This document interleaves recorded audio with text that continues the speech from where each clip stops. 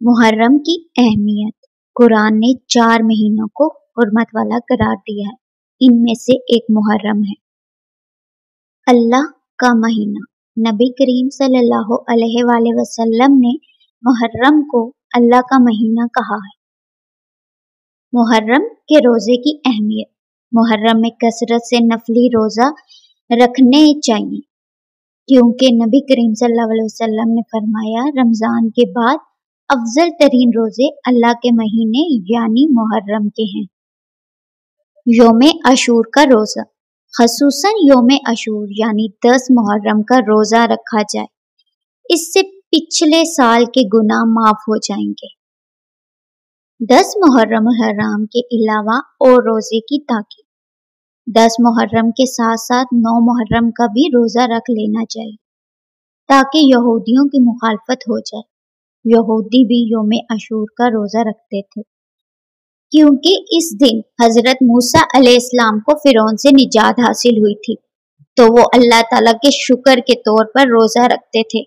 اس لیے حضرت محمد صلی اللہ علیہ وآلہ وسلم نے روزہ رکھنے کا حکم دیا اور ساتھ ساتھ یہ بھی فرمایا اگلے سال میں بھی روزہ رکھوں گا، مگر آپ صلی اللہ علیہ وسلم اس دنیا سے رخصت فرما گئے۔ اپنے نفس پر ظلم کرنے سے بچو۔ اپنے نفس پر ظلم کرنے سے بچو۔ اس مہینے میں ظلم و زیادتی سے بچنا چاہیے۔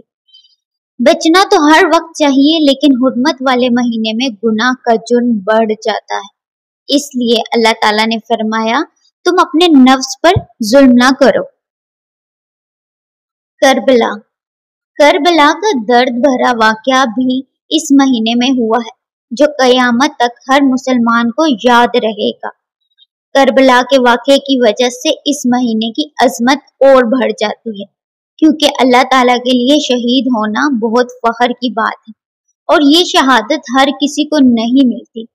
اللہ تعالیٰ کا قرآن میں فرمان ہے، اے پیغمبر، جو لوگ اللہ کے راستے میں قتل ہو جاتے ہیں انہیں ہرگز مردہ نہ سمجھو، بلکہ وہ زندہ ہیں، انہیں اپنے رب کے پاس سے رزق ملتا ہے۔ اس حساب سے شہیدوں کو مردہ بھی نہیں کہنا چاہیے۔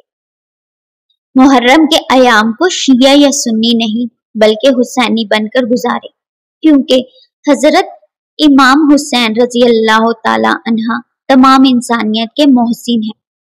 جزاک اللہ خیر۔